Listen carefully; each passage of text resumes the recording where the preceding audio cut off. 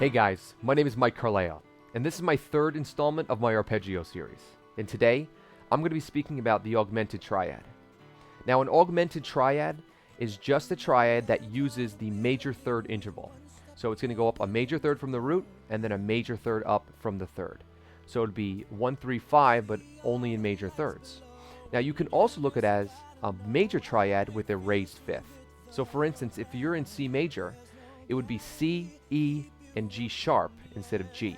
That's the raised fifth. So the augmented arpeggio and the augmented notes in the triad are most commonly used in blues and jazz changes. It really helps for the turnaround to the 4 chord, and it makes it nice and seamless. And the great thing about the augmented arpeggios is that there's only 4 fingerings. So let's get started.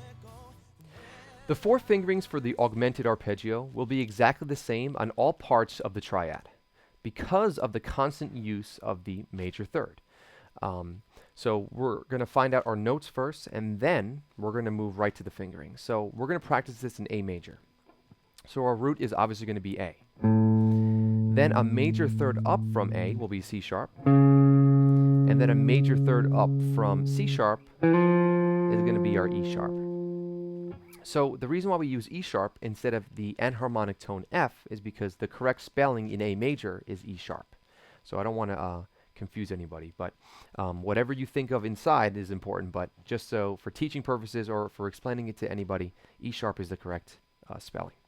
Okay, we're going to start with our 4th finger on the 5th fret of the 6th string for our A. And then we're going to walk up in a type of staircase pattern. And we're going to double only 1 string. It's a pretty easy one. And then we're going to take away each stair, quote unquote, as we move up the neck for each part of the triad.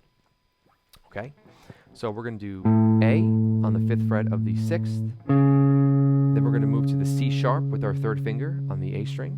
Then we're going to move to the E sharp with our 2nd finger. Then we're going to move back to the root with our 1st finger on the 2nd fret of the 3rd string. Then we're going to roll down for our C sharp on the B string. Then we're going to reach up to the 6th fret of the B string to get our E sharp. And then finally, our 3rd finger back on the 5th fret of the 1st string. So that's the entire 1st fingering. So let's do that now, forwards and backwards.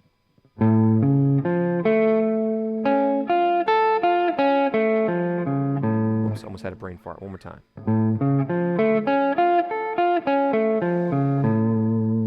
Okay, now we're going to move to the 2nd fingering, which is going to start on the root again, and then we're just going to take away 1 finger from that staircase. Now we're going to start on the 3rd finger on the 5th fret. Then we're going to move to the same C sharp on the 5th string, and that E sharp again. So now we're going to now double the note on the D string, and we're going to move up to A on the 7th fret. Then we're going to use our 3rd finger for the C sharp on the 6th fret of the 3rd string. And then we're going to move to our E sharp on the B string, and then back to our root with our 2nd finger now on the root. Okay, so now here is the 2nd fingering in its entirety.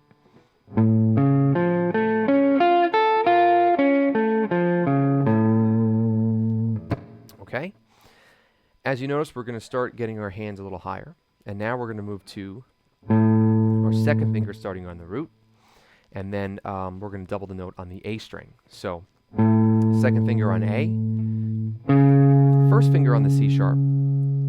Then we're going to reach up to that 8th fret for our E sharp. Then we're going to use our 3rd finger on our A again on the 7th fret of the 4th string. Then our 2nd finger on the C sharp. And we're going to roll our 2nd finger for our E sharp on the same fret, but now on the 2nd string.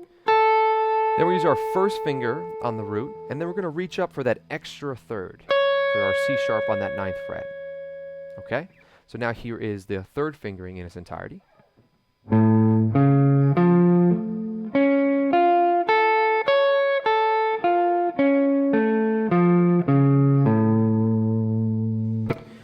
Okay, now let's move to the last fingering, which is the 4th fingering, but now it's going to start on our 1st finger. So if you notice, we started with 4, then 3, then 2, now our 1st finger. And all of a sudden now our hand is now going to be towards the middle top of the neck. Okay? So We're going to have our first finger on the root. Same string, our fourth finger is going to reach up to the 9th fret on the C sharp. Third finger is going to move to the 8th fret for our E sharp on the A string. Then we're going to move to the root again on the 7th fret of the 4th string. Then our first finger is going to hit our C sharp, and then roll down to our E sharp.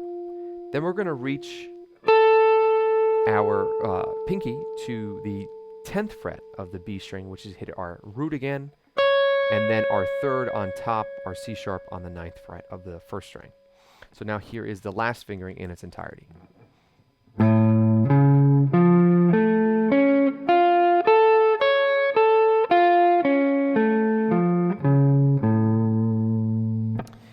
So those are all 4 fingerings. Now the great thing about this is, like I said before, now when you start on the third, you just do the exact same thing. And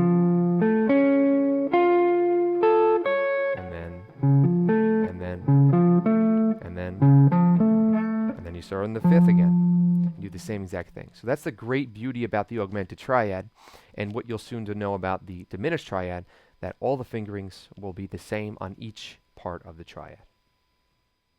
Thanks for checking out my video on the augmented arpeggio. I really appreciate all the support. So if you'd like to get to learn about me more or take a lesson, you can check me out at my website below, michaelcarleo.com, my Facebook page, and for shorter clips, you can check out my Instagram and Twitter. Thanks again for checking out this video. Don't forget to subscribe to my channel, and I'll see you next time.